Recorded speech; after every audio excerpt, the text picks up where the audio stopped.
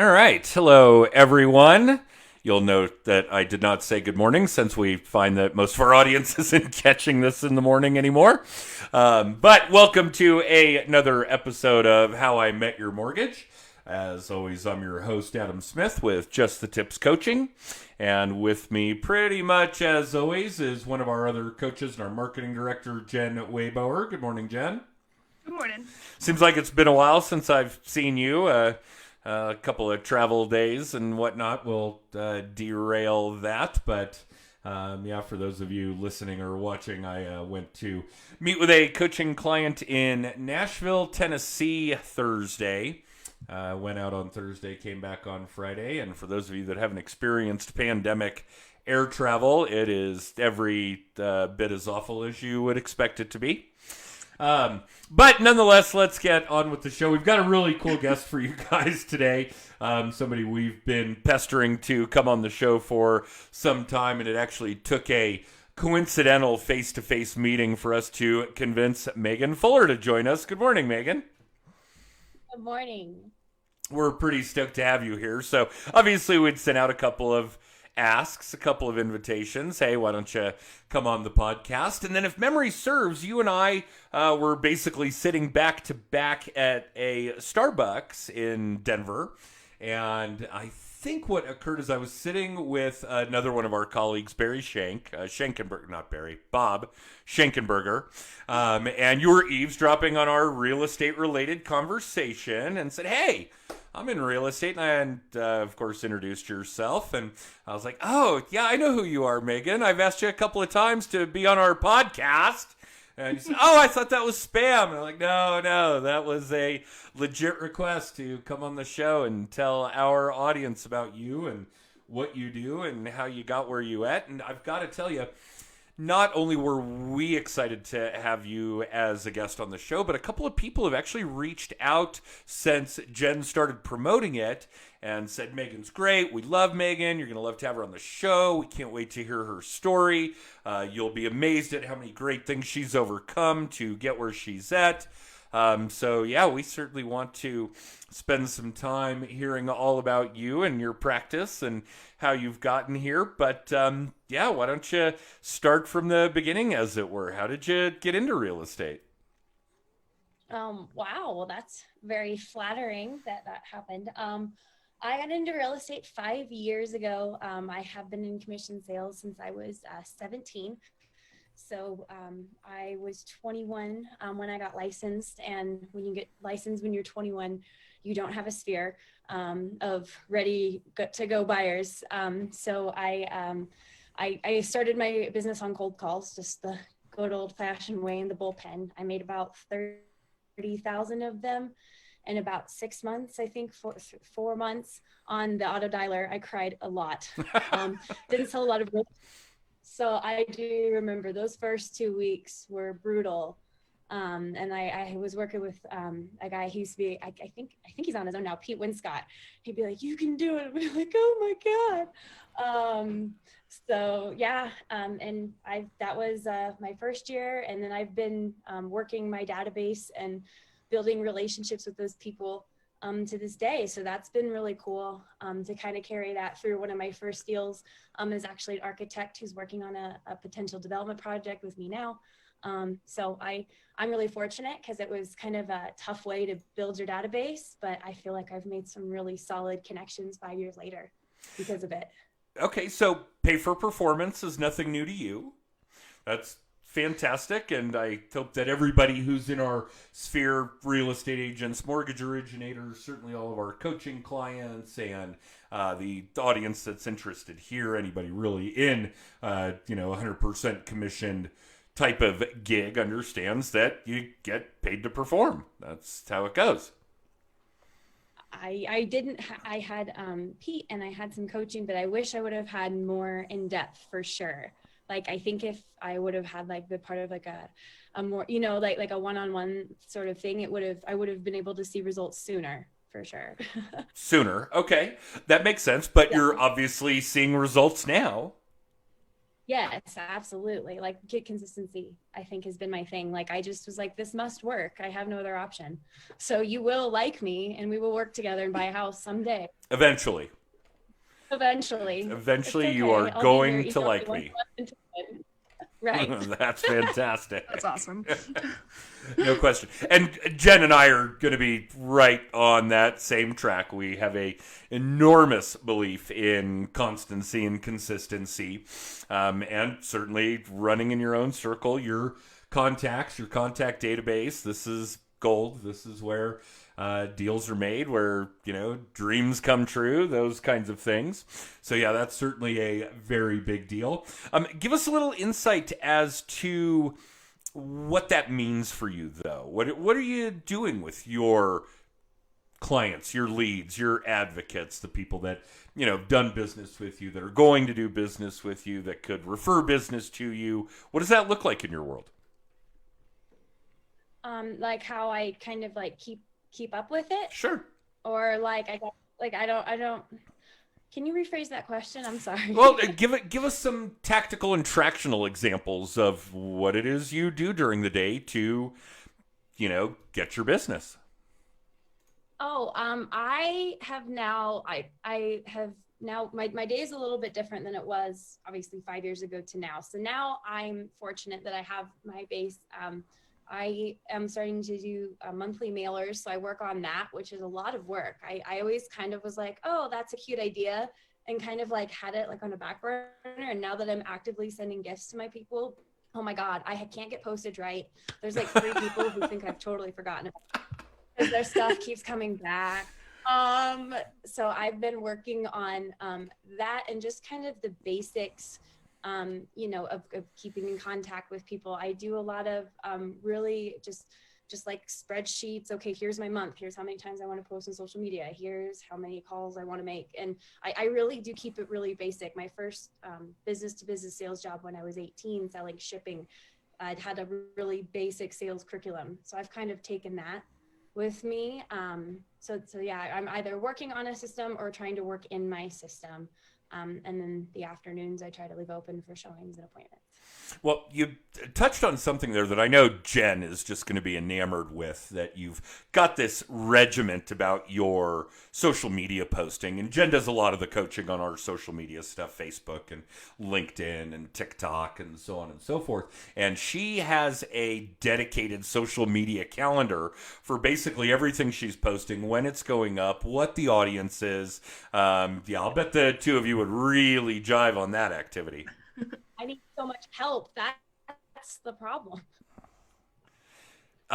Yeah, I think that's probably true. I have a Jen. You probably need a Jen.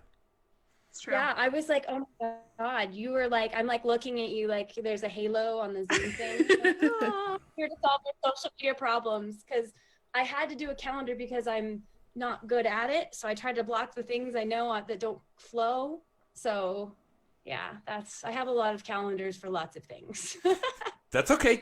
And happiness is a well-oiled calendar. We certainly live by that mantra. And if it's on my calendar, it will get done, including the things I don't like to do. Getting on the treadmill in the morning is on my calendar. Taking out the garbage on Friday mornings is on my calendar. Changing the furnace filter once a month is on my calendar. I don't do task lists. I don't do Post-it notes. I don't have any of that nonsense.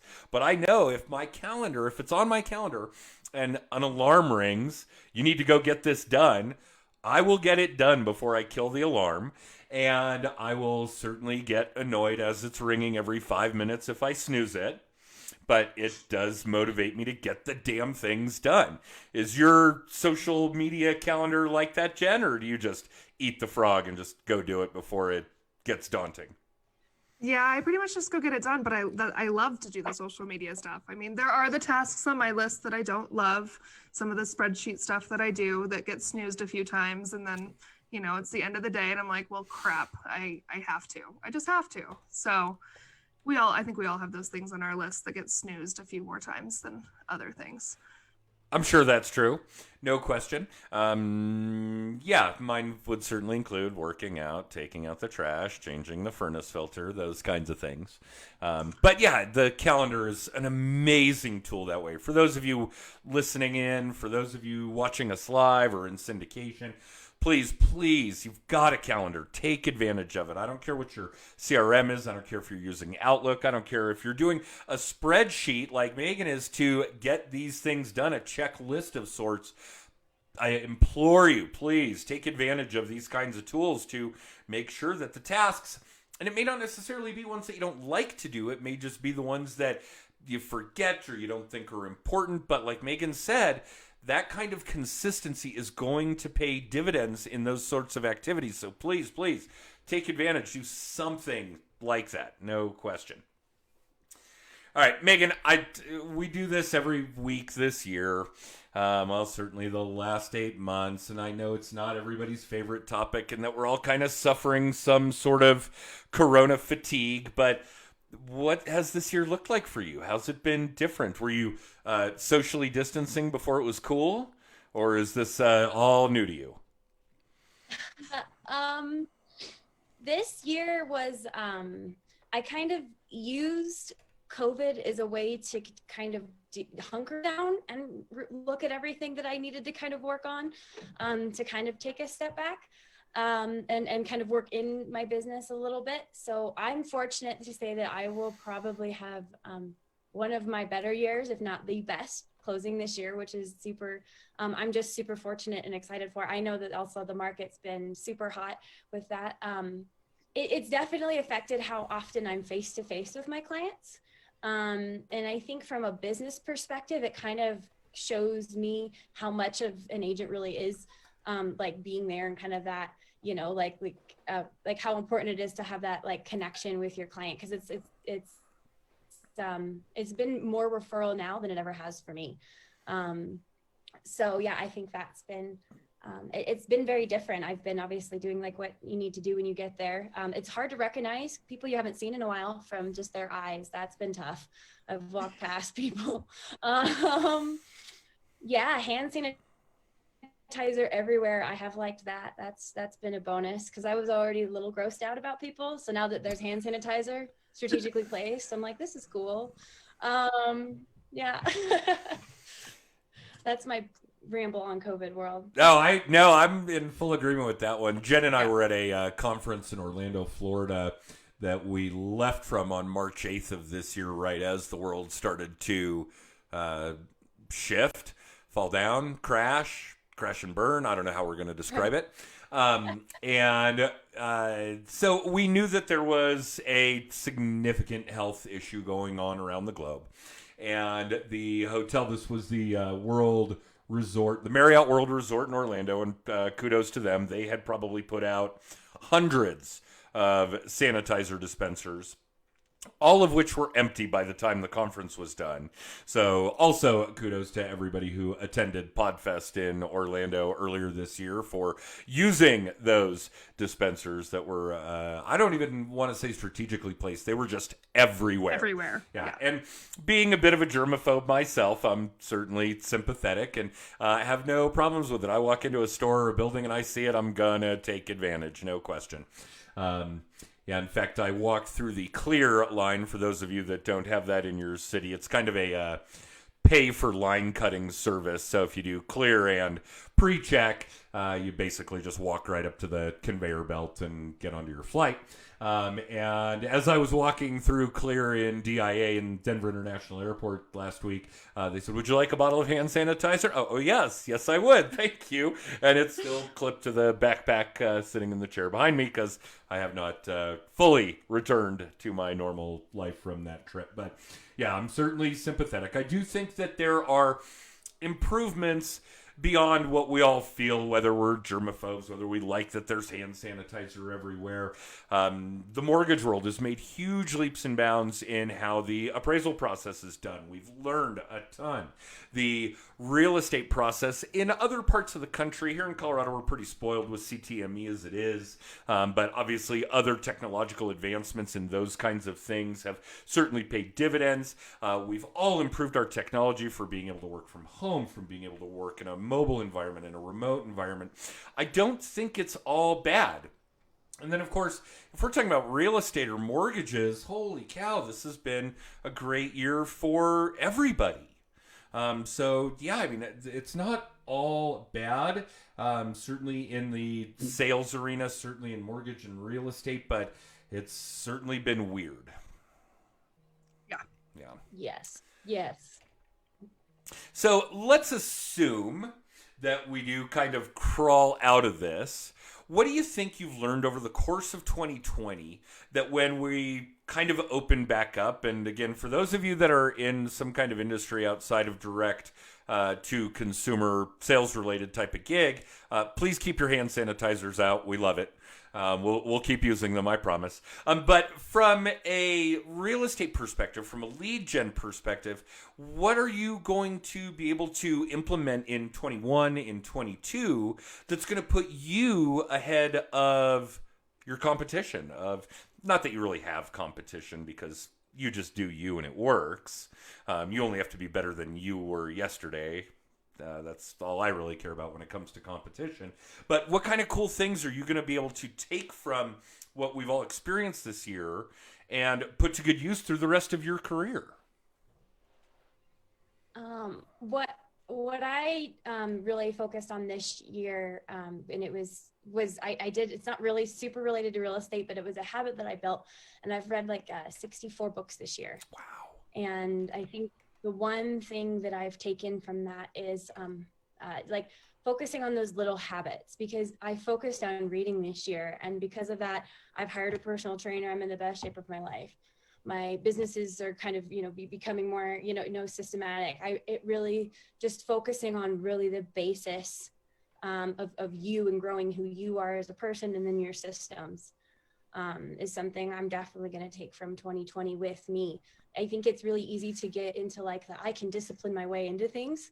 And so I think it's nice to take that moment to the reading and then keep all that good stuff, kind of filling in your brain to keep looking for those growth opportunities that do really come from who you are and your unique, thing that you have to offer. Because, I'm now not only just a residential real estate agent, I'm now a managing broker. So, there's also tons of those, and I can get sued way worse now. And I'm super excited for this walk in the future. Yay, liability. Right. Well, liability. And that's kind of my focus this year, and what I want to bring to the table for hopefully other agents is in just peers. It's like, just focus on what makes you really unique, and keep working on that, because those things will really, because we are only really good at, we're really good at what we're really good at. That's true. Yeah. There are a couple of things in there that I want to expand on a little bit. One is systems. You mentioned that we're working on systems. These are the kinds of things we're going to take with us into future years, and this is absolutely true. And the people that have had great success this year that they'll carry into 21, 22, the remainder of their careers, spent a good amount of time this year working on their systems without equivocation. We focus on it. The guest we had on the podcast last week, Kai McBride, he basically coaches on it. That's basically all he does, is coach loan originators on systems. It's beautiful. And the other thing, which I think is kind of cool from a timing perspective, was the reading aspect. Our last quarterly roundtable, 4 previous podcast guests, which you'll get an invitation for going forward, was asking everybody to basically bring their favorite business-related book to the table, and we all sat down and had lunch and talked about the book and why. So give us some insight. Out of 68 books, which is a ton. That's crazy. What were some of the favorites? Tell our audience what you really got the most out of. I really liked, so I read David Goggins' book, was one of them this year. Fabulous, super inspiring. Like, if you need to get yourself kicked in the pants, like reading about a man who's running marathons on broken legs and like ridiculousness like that helps you get there. I read a couple of classics, Think and Grow Rich, The Science of Getting Rich. Those were very interesting reads. I love the perspective from like the newer author versus the older author. Because I always forget her name. I don't know how to say her last name, but You Are a Badass. I've read all of hers. They're great. Yep.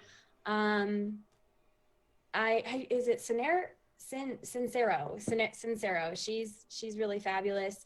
I read a lot about the Enneagram, the personality test. I think that's something I really like to learn about and focus on more, because it helps me kind of like be able to read people, and when you know their needs, then you can help meet them, right? Oh, it's huge. It makes you a better Absolutely. communicator. It makes you a better employer. It helps you hire. It helps you relate to employ. Yeah, knowing the personality profile structures is huge. It's awesome. So I've been reading about that. I've read a couple different books about I have like a Kindle Unlimited, so I'm reading a lot of coaching books. I think I've read probably 10 of those recently. I can't think of one offhand though. John Maxwell, The Leadership. I kind of pick, and I usually ask people who I've met with, because I always try to meet with people who are where I'm going. So I recently met with a gentleman who owns almost 300 commercial buildings up here in northern Colorado. So like I always ask them what they're reading, and then they will recommend things that kind of go on my list. And then I always and then I have a stack that I'm going through, and I always pick up the right book at the right time. And I think too, when you commit to reading a lot, you have to realize you're going to go through books quickly, because when you're reading a motivating thing, you kind of want it to last. So I've had to really like it's okay to get through 50 pages of goodness today. Like, you have other books, and kind of seeing that. And then as well, stacking. I've been visually seeing my books stack and fill the shelf, and that's really satisfying too. So it keeps me wanting to read more. Yeah, that makes sense too. Yep, and I agree, as is detailed by what goes on behind me. There is a bookcase that you can't see full of classic literature, but yeah, for the most part, everything else behind me is sales related, motivational. Yeah, that's an important piece of the puzzle. And if you're going to read nonfiction, I highly recommend that you get involved in that genre. For those of you that are watching or listening, yeah, this is how we learn in our adult lives. I mean, obviously, Megan, in your role, in my role, we've got, continuing education, those kinds of things. I don't know that I would really consider that the learning experience that reading great authors would provide. So, yeah, for those of you watching, listening, live, syndication, whatever, please take down some of these notes. Go back and listen to that list of books and authors that Megan has rattled off, because you will get something out of every one of those, I promise you. Put some links in the comments for you guys. So perfect. All over it. I can post a photo of my shelf too. That would be awesome. Oh, that's really cool. I have to say, I read 31 books this year, and I was feeling really proud. And now I feel like I really need to step up my game. Yeah, boy, I don't think I'm close to either of you. I think I'm at about a dozen. If I can squeeze one out a month, I'm feeling productive. But yeah, the two of you are making me look bad. That's pretty impressive. So 68 books, your best year in real estate. Do you have time to sleep? I do, yes. Okay. And I've been very pretty. One of the books I read was the 12-week year. That was something I've really been working on the time blocking and the productivity, and the more I honor my lines when I'm done working, the more people honor them back. It's so crazy. You give people a boundary, and most of the time they're like, oh. So I've been very excited and proud of myself for this year, to have a year that really has been very competitive with my best years. And my stress level is less than it was. So I know some of that is also time in the business as well. So I always hated that when I was a new agent, and people be like, oh, it's so good. I'm like, no, you've been in it 5 years. Like, there's some of that too. The consistency, right? You let it come through. But well, wait. Let's not just gloss over this, because this is huge, and I really want you to appreciate what a big deal it is for you.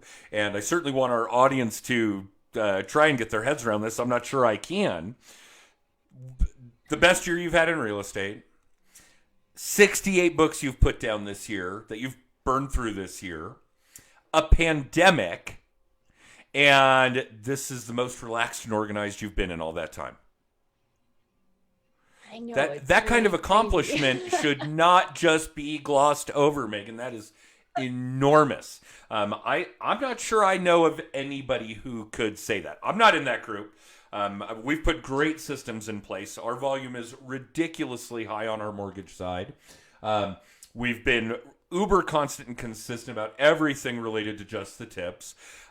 We've certainly done less travel this year than normal. You'd think that would free up time, but there is absolutely no way, shape, or form that I could say that on top of all of these things, having a big year for both of my companies, personally as well, dealing with a pandemic, that I have had the lowest amount of stress that I've had in that time frame as well. It's just not. I can't get 2 and 2 to equal 4. Maybe not lowest stress. Maybe once it says it back, that sounds wrong. I'm definitely still stressed. I don't let the stress handle me anymore. Like I can kind of leave the stress now. Let me. Yeah, So we even talked I've about- been We haven't even talked about the 6 dogs and 4 goats you have on What? top of everything else. Yeah. Yep. And Wow. 30 birds of some sort What? that I've been waiting for us to talk about because my parents have an alpaca farm. So I'm like, oh, birds and goats? Yeah. And- So on top of everything else, she has a farm. Wow. Okay. Let me ask you a question, and maybe it relates, and if not, then so be it. Do you watch the news? not often. Okay. I think that there's something to that for those of you listening, and kudos to one of our other close colleagues, Antoine Glover, who basically has told all of us, including our entire audience at the Mile High Mastermind this year, to just shut it off. Just tune that shit out, because it is not helping your mental state, your attitude, your productivity. And he's right. But yeah, I thought that there might be some correlation. But let's not get away from what is really uber important to Jen here. I want to hear about Goats. goats and dogs and ducks and Yeah. geese and turkeys and whatever else you're managing on top of all of this. So yeah, I moved from Parker up to Longmont. I have 4 goats because they're adorable, and turkeys and chickens and ducks, and I have 6 dogs as well because dogs are great. Why just have just 1 or 2? I absolutely adore animals, so they're super fun. I live in a 100-year-old house. So the turkeys and the chickens come out and like they gobble at the mailman, and like the goats will jump on the cars. It's super awesome. And like, it's crazy because I'm only 40 minutes from the tech center, and I'm an hour from the Fort Collins market. I'm in a really great like place for what I'm here to do, you know, longevity wise. And yeah, and I would recommend goats. They're amazing. This It's is so fun. fantastic. That's awesome. I love it. No question. And so other than, and help me out, because, and I have dogs and cats, and I'm in a pretty typical suburb, so I don't know that we'd really get away with goats and geese and turkeys, and yeah, we don't have turkeys Yeah. going outside to chat with the mailman. I can assure you of that. But there's got to be some enormous centering and stress relief circumnavigating that, because animals just bring that organically. Absolutely. I've said that. I kind of had a little enlightenment-ish time in March in just my personal life, where I was kind of like, all right, time to get what I want now and what brings me happy and what makes me what I want. And so animals was one of those things, because it is a huge stress reliever. And so I know for what I do and where I'm going, and there is a lot of stress involved. And so living where I live and having my affirmations around and having my animals and my goats and my dogs is something that helps keep me really centered and balanced, that help me continue to do the work that I do. That's fantastic. Jen, let's get, I'm mostly amazed at how quickly a half an hour goes by when we do these podcasts. But let's get Megan booked for another episode so that we can delve a little deeper into certainly the animals, because that's important stuff, no question. But I really do think that our audience is going to benefit an awful lot from what Megan has to say. Absolutely. Okay. Yeah, we'll get you booked. We're booking a year out at this. We are a solid year out. Wow. You guys are so cool. I don't know about that, but at least we're constant and consistent, and we're obviously having a good time doing what we're doing as well. Megan, I think people are going to want to talk to you offline, as it were. How do we get a hold of you? Oh my goodness. Find me on Facebook, Megan Fuller. Shoot me a friend request. Call me at my cell phone. And that's on the website. I mean, I sell real estate, so you can Google Motion Homes Group and Megan Fuller, and there I pop up all over. My mugshot, my cell phone. Reach out. My mugshot, my cell phone. Perfect. All right. Well, Megan, thank you. This has been amazing. I'm glad that we were able finally to nail this down, because, yeah, having you on the show has been a treat. I knew that it would be from the first, second, third, 17th, 80th request until we finally ran into each other live and in person. But yeah, please come back. And again, thank you for spending this time with us. I know it's valuable. I would love to come back. Thank you for having me. Absolutely. And for the rest of you, if you'd like to stay in tune with when we'll have Megan back, or whoever else is going to be on our show over the next 52 weeks, or catch past episodes over the previous years, if you want to catch our weekly video blog, the Weekly Little Tip. I don't know. What other information is contained in your text code there, Jen? Information for next year's Mile High Mastermind. Oh, yeah, the Mastermind event next year. Yeah, I can't tell if we timed that well or not. We seemed to hit a lull where we were able to do a live event without anybody getting sick. And, of course, now everywhere the pandemic seems to be a major issue again. So the timing is good. That's always the last weekend in September. A copy of my sales book, Just the Tips, is available if you use that text code as well. So text tips to 63566 and it will ping you back all that stuff. Megan, again, thank you for being with us. And for those of you watching now or in syndication or listening to the podcast, thank you for tuning in, and we will see you next week.